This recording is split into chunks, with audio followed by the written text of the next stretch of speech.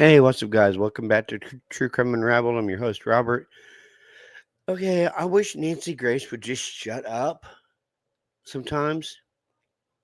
I wish she would just shut up. Clearly, she is sensationalizing the Idaho 4 case to bump up her viewers, to bump up her viewership, actually, to bump up subscribers. And it's just the title of this video that she came out with.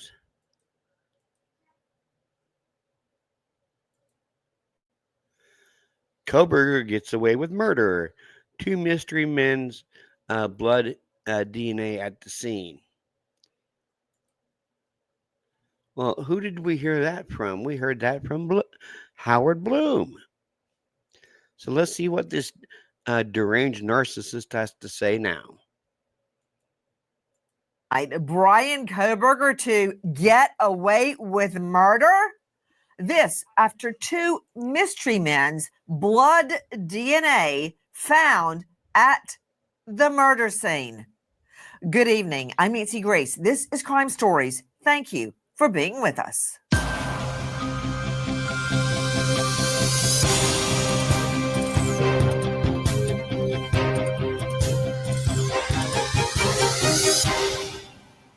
At this hour, the defense attorney, a fleet of lawyers, as a matter of fact, representing Bryan Kohberger, charged in the quadruple slay of four beautiful University of Idaho students. The defense team arguing two mystery men's DNA.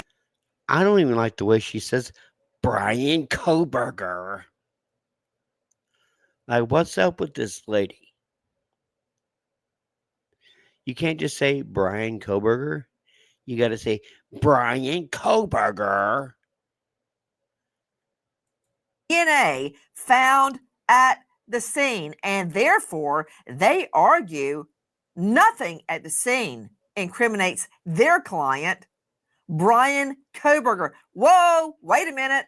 What about Kohberger's DNA on the knife sheath, the murder weapon, the sheath of the murder weapon under one of the victim's dead bodies?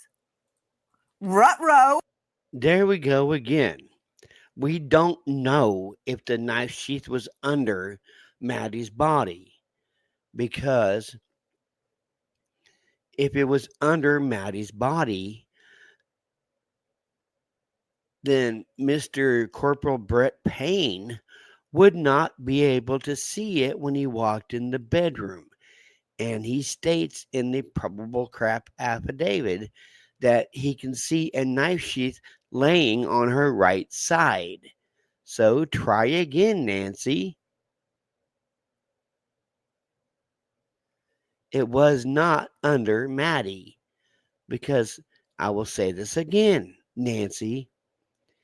If it was under Maddie, Brett Payne wouldn't have been able to see it, because he clearly states in that bogus PCA he could see a knife sheath laying on her right side.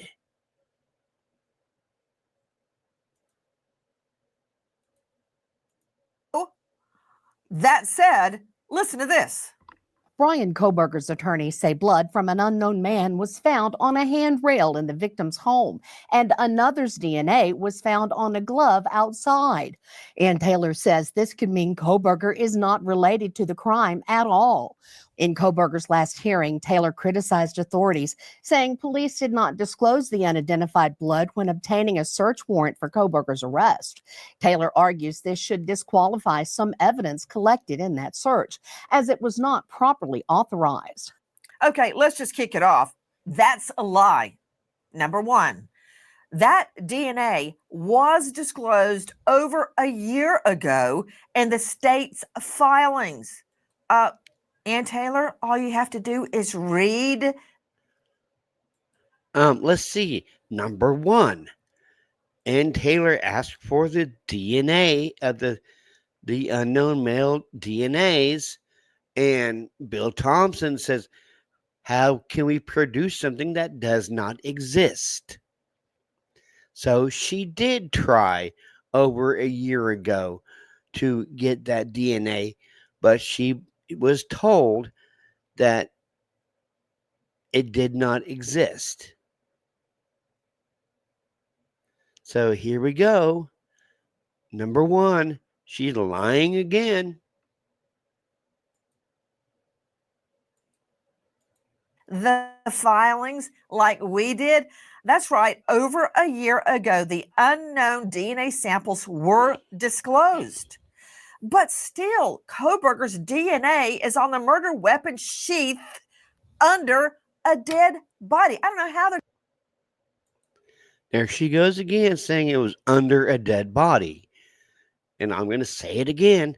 No, it was not under a dead body, because if it was under Maddie, Brett Payne wouldn't have been able to see it when he walked in the bedroom.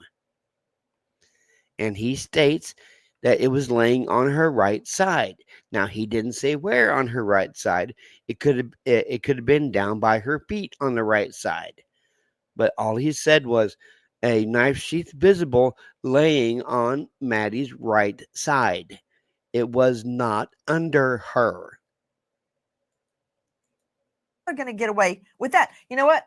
Maybe Ann Taylor got a minor degree in magic so she can make the jury do this. Look here, not there. Isn't that right, Philip Dubé? Isn't that what you do in court? You try to get the jury to look somewhere else other than at the damning DNA evidence on the sheath of the murder weapon under the victim's dead body? False. I try to get the jury to look at evidence of real guilt and not some spitball, if you will, of guilt. You have Finally, we have an attorney that's going against Nancy Grace. Yes. proof that 2 other people's blood was at the scene, and there is a stark difference between blood being present and mere presence. And all that sheath might prove at most is that he or somebody in possession of that sheath was there. It does not prove the commission of a quadruple homicide. Thank you so much. Thank you. But watch Nancy Grace get mad at him and go to somebody else. Joining me right now to help me combat Philip Dubé Right with there. the truth, investigative reporter Sydney Sumner. Sydney, explain to me. Help me come back to Philip Dubé with someone with the truth. She doesn't care about the truth. Philip Dubé just told her the truth. And she got mad. Me this one question. There's a lot of explaining to do, but let's start with a very narrow question. Where is the mystery DNA located at the crime scene? For instance, was it under one of the victim's dead bodies? Sydney? Absolutely not, Nancy. One DNA sample was taken from a handrail on the stairs in the home, and another was found on a random glove outside. Investigators aren't even sure the glove was ever in the house or worn by someone who was ever in the house. Okay. Wait, whoa. We've heard for the last 2 years that this glove on the outside was evidence. Now they're saying it's not evidence?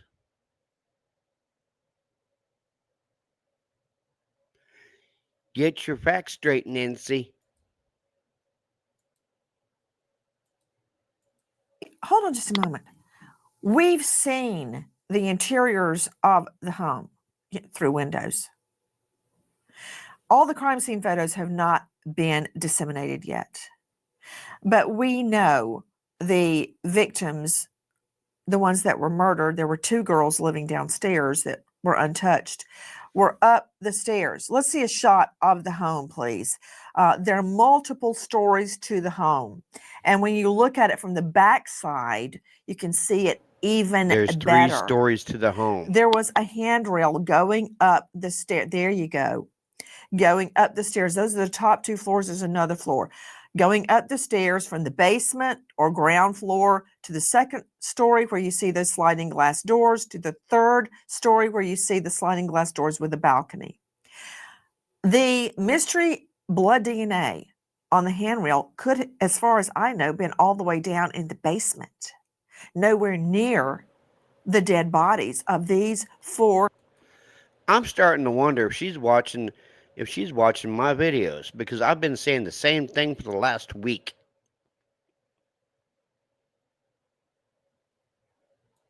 I have.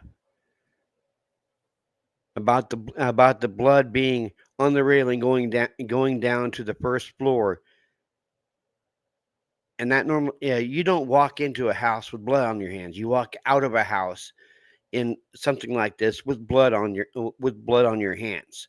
So that shows that that they left out that front door. So is this woman watching my videos? Who knows? I hope not, because I don't like her.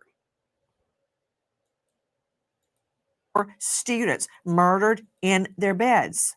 Now, isn't it true? To Chris McDonough joining me. No. Founder director of the Cold Case Foundation, former homicide detective with over 300 homicide investigations Oh, not this goober. under his belt. Star of the Interview Room on YouTube, Chris McDonough, isn't it true that when we were out at the scene, when you were there on your own, you observed a glove lying out in the parking lot? Isn't that true? It absolutely is, Nancy. And I was standing on the street near the trash cans out front, and I looked behind that trash can. I was standing on the street near the trash cans out front, and I noticed it behind the trash can. And just, behind the yellow barrier tape. And there it was, sitting right there in the snow. And I thought to myself, wow, that's out of place. And so I called one of the officers over, and, I pointed it out to them, and they collected it. As a matter of fact, we're showing a photo of that glove right now. Now, this was after the scene had been processed to some degree. This is after law enforcement had already come there, and there was a glove out in the parking lot. Okay, that's one glove. And when I went to the scene as well, guess what I was wearing? I believe we have a photo. That. Guess what I dropped in the parking lot that day? This. I still have it. So let's talk about DNA inside a completely unrelated glove found out in the parking lot. Sydney Sumner, yes, no. Wasn't the... Now, they've been telling us for like the last 2 years that this glove was somehow tied to the crimes by a perpetrator. Now they're telling us it wasn't. So, which is it? Because they made a whole big deal about that glove that Chris McDonough found out behind a trash can by the street. And he gave it to the officer for evidence. But now they're saying it could be unrelated to the crimes. What the hell's going on in Moscow? I swear. glove found in the parking lot of the home? That's correct, Nancy. Absolutely. Okay, let's go straight back to Chris McDonough. Chris McDonough, could you explain to me any, if any, significance of a random glove in the parking lot? What, if anything, could that mean? I'm sure the defense is having a field day with it, but realistically speaking, it wasn't on the sheath of the murder weapon under the victim's body. It's out in the parking lot. It could have been yours or mine, for Pete's sake. Absolutely. In fact, There she goes with under the body nonsense again. Nancy, it could have also belonged to one of the investigators processing the scene. They could have accidentally dropped it and nobody saw it. Although, the defense would probably argue, hey, it's in the direction of where the car allegedly would have been parked, according to the police. That, or excuse me, the prosecution's going to say, this came from the suspect. My question is the blood on the inside or the outside of the glove? Because that could be significant. Really good point. Guys, another theory has emerged. Now, wait for it. Listen to this. When Brian Koberger was arrested, his response to police, "Who else did you arrest?" There is much speculation over the comment, especially now that his defense claims unidentified male blood was found on a handrail at the King Road crime scene and on a glove outside. They say this points to potential other suspects or could be part of an elaborate plan to stage the crime scene. Veteran criminal profiler John Kelly tells news agencies that the remark could have come from Koberger's expectation that other leads had been followed by police. Monster Math presents Addition Below 10. Okay, class, let's begin. What is 5 plus 3? We can solve the problem by counting on. Straight out to special guest joining us, and you know him well. Howard Bloom is with us, who has conducted extensive Not this moron again. research and investigation over months, culminating in his new book, When the Night Comes Falling, a requiem for the Idaho student murders. And you can find him at his website, Howard Bloom, spelled BLUM.com. Howard, you have recently written an article in which you state there are stunning courtroom revelations. And I can't deny this, even though I don't think the state has arrested the wrong person. Mystery DNA from 2 other males at the scene, blood DNA, is going to be a hurdle for the state. Now, when it's explained slowly and carefully and calmly, I think the jury will see through it. But it's a bombshell.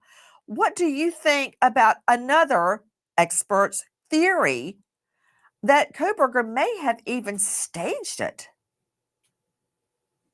Trials tell stories. I think that's what we have to remember. The facts really don't matter that much.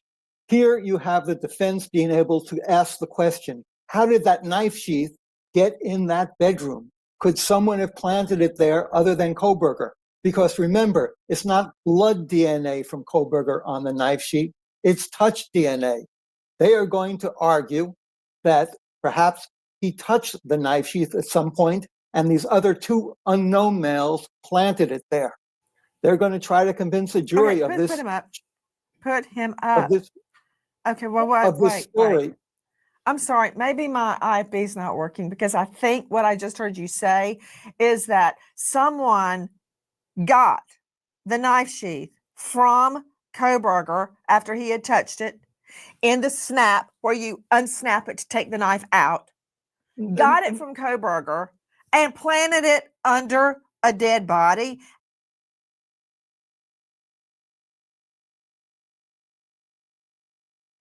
Here we go with that planting it under a dead body nonsense again.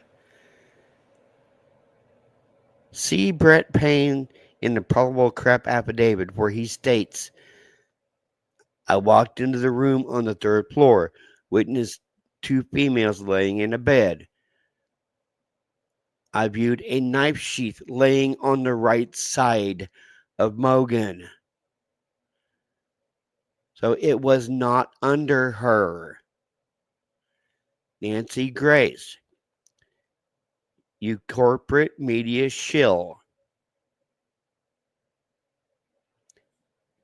Do research on what it means, innocent until proven guilty.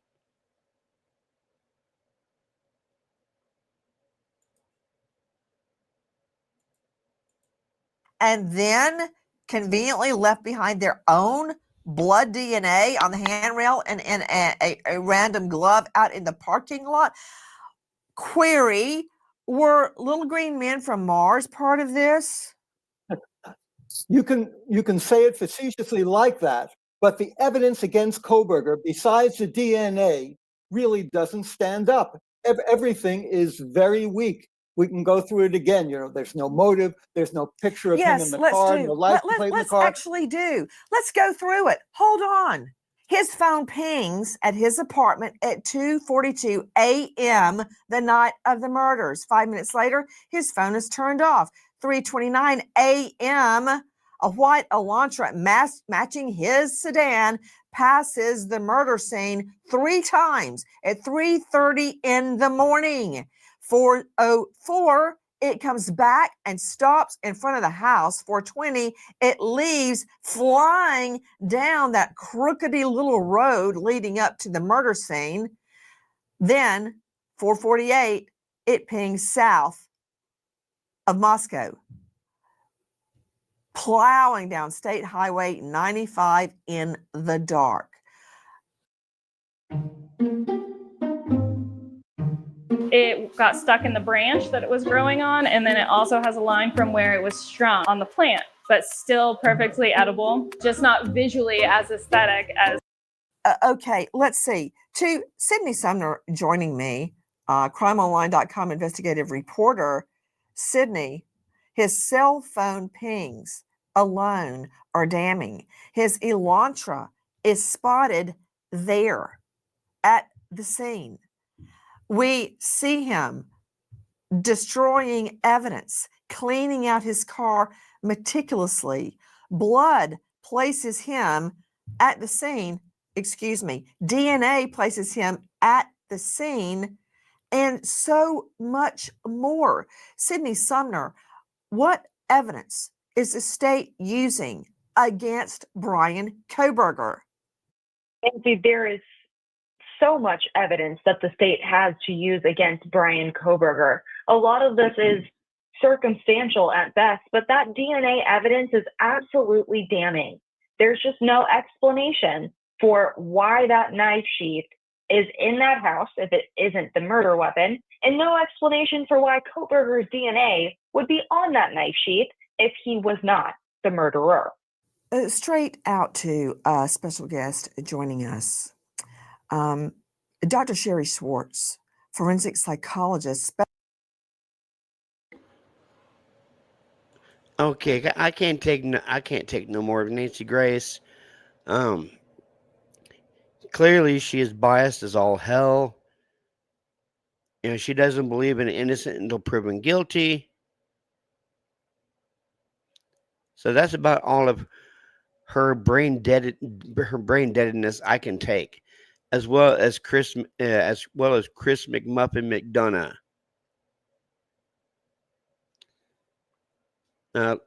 If you guys like this video, hit the like button. While you're here, go ahead and hit the subscribe button. And down in the description, I'm sponsored by W Energy, and you get 10% off your first purchase. Promo code is early bird. So if you want some energy drinks that's actually non-addictive and is healthy for you, go ahead and check out W Energy in my description. This is True Crime Unraveled. Y'all's have a good Saturday night, Sunday morning. Peace.